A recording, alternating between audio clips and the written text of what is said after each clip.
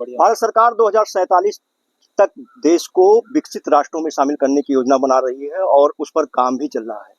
लेकिन देश के विकास की जो बागडोर है वह युवाओं के हाथ में है और भारत की जीडीपी का ज्यादातर हिस्सा कृषि पर निर्भर है। इसलिए जब तक कृषि में युवाओं का समावेशन नहीं होगा, पलायन नहीं रुकेगा, तब तक हम भारत को विकसित देश की श्रेणी में नहीं शामिल कर सकते हैं। ऐसे तमाम युवा जिन्होंने नौकरियों को धता बताकर नौकरियों को छोड़ करके नौकरियों की तरफ कभी ध्यान नहीं दिया और पूरी तरीके से खेती को अपनी किस्मत बनाई, अपना पेशा बनाया और व्यावसायिक रूप से यानी कैश क्रॉप के रूप में उन्होंने खेती को चुना और जो पारंपरिक फसलें थी उनकी जगह पर कैश क्रॉप को लेना शुरू किया। मैंने 2 साल पहले एक वीडियो बनाया था जिसमें विक्रम चौधरी से मुलाकात कराई थी और उनके द्वारा किए गए नवाचारों के बारे में बताया था। उनके द्वारा टमाटर की खेती, उनके द्वारा की गई पपीते की खेती के बारे में बताया था। बहुत सारे फोन भी आए थे। इस समय बारिश का मौसम यानी सितंबर का मानसून बीतने वाला है और सितंबर का महीना चल रहा है। जो बारिश का मानसून का शुरुआत होता है उसमें सब्जियों की खेती बड़ी कठिन होती है और अन्य सीजन की अपेक्षा। हमारे साथ फिर से विक्रम जी हैं और विक्रम जी ने इस बार शिमला मिर्च की खेती की है, टमाटर की खेती की है, अगेती खीरे की खेती की थी, फिर मिर्च वाला भी किया है और खीरे इन्होंने करेले की भी 2-3 वैरायटियां लगा रखी हैं। तो सबसे पहले विक्रम जी आपका स्वागत है और युवाओं के लिए आप रोल मॉडल बने हैं, इसके लिए आपको बहुत बहुत शुभकामनाएं कि देश की युवा आपको देख पा रहे हैं। हम जानना चाहेंगे कि जब युवा पलायन कर रहा है, दिल्ली मुंबई जा रहा है और आपने अपने पिताजी के साथ अपने जो पैतृक जमीन थी उस पर कैश क्रॉप की खेती की तरफ ध्यान दिया, तो कैसे दिमाग में आया कि हम कैश क्रॉप करें? सर, लोगों को देख करके जैसे तमाम बड़े अच्छे किसानों के बारे में सुनते थे और लोगों को देख करके मन में जिज्ञासा हुई कि हमारे पास अगर जमीन है और लोग जैसे मंडियों में आ रहा, बिना जो है कोई किसान के पैदा किए हुई मंडी में नहीं आ रहा है, तो हम लोग भी सोचे कि जो है मतलब योजना बनाए कि ऐसा अगर किया जाए तो इससे लाभ हो सकता है अच्छी तरीके से। जी, तो पहली बार आपने किस फसल के साथ शुरुआत की? हमने पहली बार तरबूज और पपीता लगाया था। अच्छा, कितने एरिया में लगाया?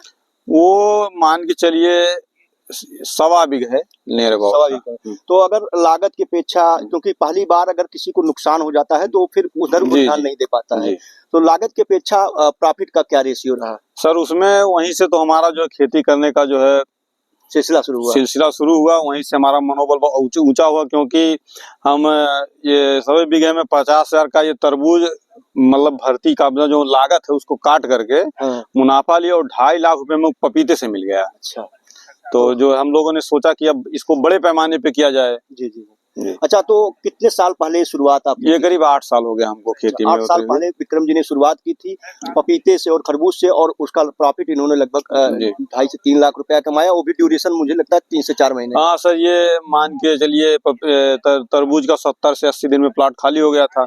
उसके बाद उसी प्लॉट में जो हमने वो पपीता लगवा दिया था। अच्छा, मतलब आपने जी उसी बेड मल्चिंग पे। तो उसके बाद कौन कौन सी फसलें अपनाई आपने कैश रूप में? अभी तक कौन कौन सी फसलें? सर, इस समय हमारे पास तरबूज, खरबूज, खीरा, पपीता है, फिर उसके बाद जो है ये करेला है, शिमला मिर्चा है। अच्छा, अभी मैं देख पा रहा हूँ कि एक फसल आपकी तरबूज की लगभग खत्म होने का आगार पर, दूसरी तैयार है। खीरे की बात करें? जी सर, खीरे की एक फसल लगभग खत्म होने का आगार पर, दूसरी तैयार होने के आगार पर है। जी। तो कितने एरिया में आपने उसको लगा रखा था और प्रतिदिन के उत्पादन की बात करें तो लगभग कितना उत्पादन मिल रहा था? खीरा सर, हमने अभी जो है प्रेजेंट समय में 1 एकड़ जो हमारा अभी ये एंड के कगार पे है और इस मान के चलिए 2 बीघे के करीब में अभी जो है मतलब ये फ्लावरिंग स्टेज पे होने वाला है। जी।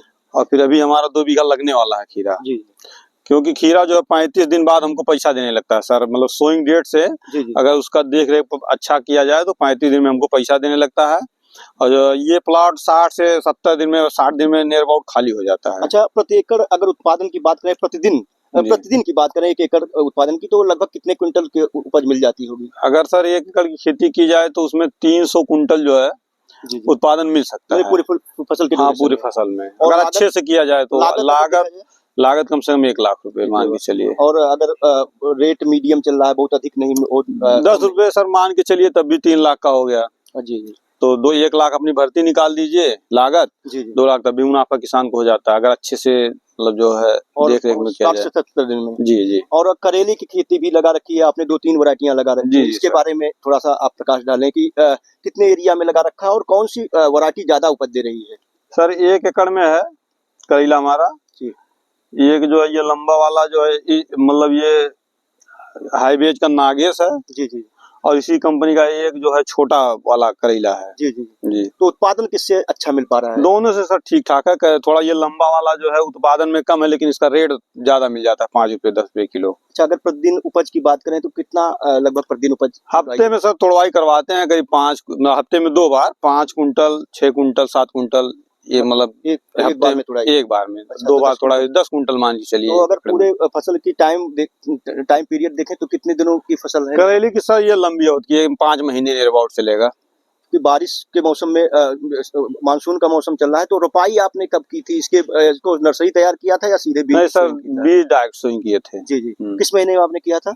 ये अगस्त के पहले वीक में।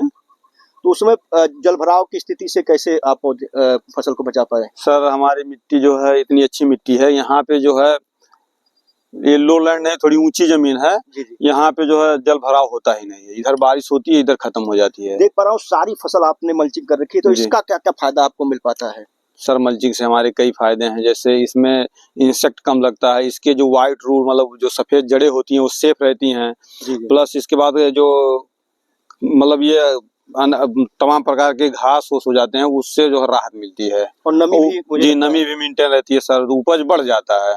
अगर करेले की बात करें, अभी मंडी रेट की बात करें तो औसत रेट क्या जा रहा होगा सर हमने 55 रुपए से शुरू किया था, 30 रुपए आज के रेट में अभी जो है मतलब मंडी अगर अगेती है तो रेट जी अच्छा जी मिलेगा और धीरे धीरे कम भी है सर, थोड़ा हमारा बढ़िया क्वालिटी का करेला निकल रहा है तो जो है कुछ रेट ज्यादा अच्छा। मिल जा रहा है, रेट 25 रुपए में भी करेला बिक रहा है तो मंडी ये में। लोकल मंडी में जाता है या नहीं बड़ी ही मंडी में जाता है सर, लेकिन जो क्वालिटी के उपज से ये ताजा जाता है, अभी तोड़ा जाएगा जो है सुबह मंडी में पहुंच जाएगा, इसलिए रेट अच्छा मिल जी पाता जी। है।